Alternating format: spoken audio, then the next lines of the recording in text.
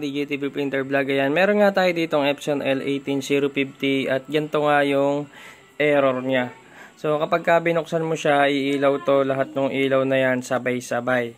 So pag tinignan mo siya sa computer, sa inyong laptop, ayan, makikita nyo na ang error code dyan ay 031006. Kapag ganyan, ibig sabihin board problem yan. So ito, mga ka-DJ TV printer vlog, binaklas natin itong main board ng ating Epson L18050 para repairin. So ito na mga ka-DJ TV printer vlog, ayan, R×1 tayo sa ating multi-tester. Ayan, makikita nyo pumapalo, no? So ito yung ating F1. So i-resistance check natin to kung goods pa ba yung fuse nya. So ayan, kung makikita nyo, hindi pumapalo yung pointer ng tester. So ayan, o, pag tinouch ko to, ayan, dapat ganun papalo siya. So F1, wala. Ibig sabihin, open yan. So ito naman yung F2, touch natin yung magkabilang terminal ng F2. Ayun, makikita nyo, pumalo yung F2. Ayan, o. Ayun, kita nyo yan, ayun, o. Ayan, makikita nyo gagalaw yan. Ibig sabihin, itong F2, good. So, kung good ang F2, ibig sabihin, hanggang dito lang yung naging problema nung board nung ating printer, itong F1. So, ito lang yung papalitan natin. Dito nga, mga DJTV printer vlog, ay tatanggalin natin itong F1. So, kapag tinanggal nyo yan, syempre dapat meron din kayong pamalit. So, may nabibili nyan sa Shopee. Doon lang din ako bumili nung ikakabit natin dito. Wala tayong hot air, kaya syempre panghinang lang yung gagawin natin. So, para mabilis nyo yung matanggal, hinangin nyo yung magkabilang terminal. Punuin nyo ng LED yung part ng fuse na yan. Tapos, pag malambot na yung LED, matatangay nyo na yung fuse kasama nung LED. So, ito. Meron pa tayo dito. 1, 2, 3, 4, 5. May 5 fuse pa tayo rito. Kapitin mo natin itong isa. Oh, ito pala.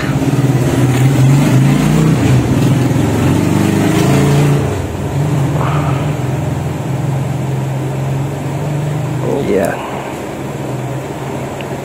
Napakaliit. Oh.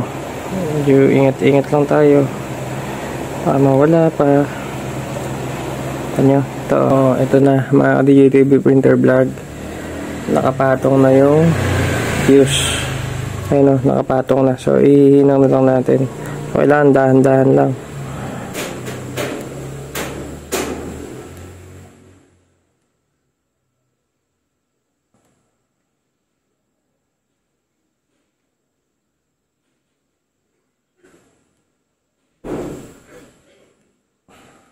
Yun na mga ka-DJTV printer vlog, na ikabit na natin itong fuse. So ito, kung makikita nyo, ayan, tingnan nyo yung pointer. So ayan, o, makikita nyo, pumapalo na siya.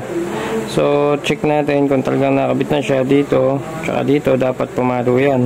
So ayan, pumalo na. Tapos ito, tsaka dyan, sa mga nandito, ayan, makikita nyo, okay na.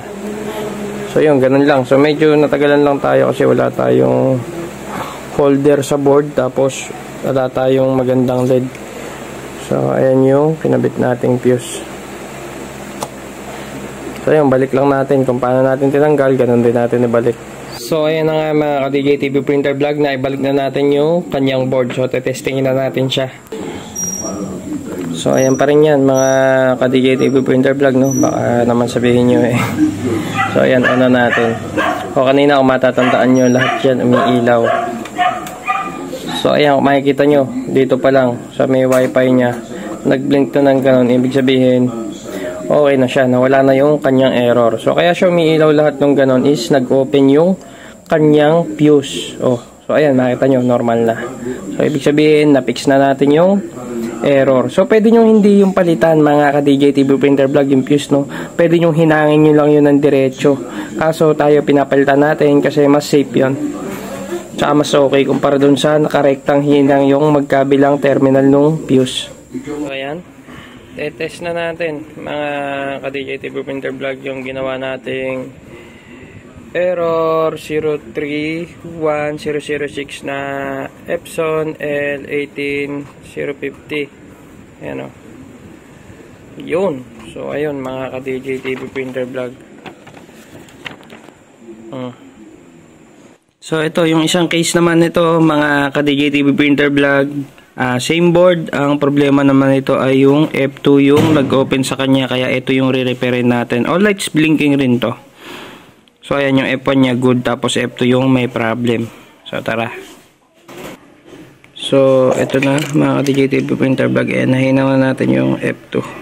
Yeah. So ito na yung F2 natin, no. So ginamitan lang natin ng lacquer thinner para matanggal yung mga dumi-dumi dyan.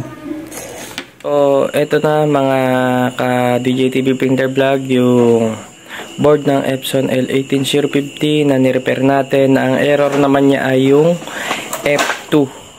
Yan. So yung isa, ang error niya F1. So ni-repair natin yung F1 na fuse. So nag-okay, tapos ito naman okay yung F1, tapos F2 yung may problema. So ayan, tingnan natin.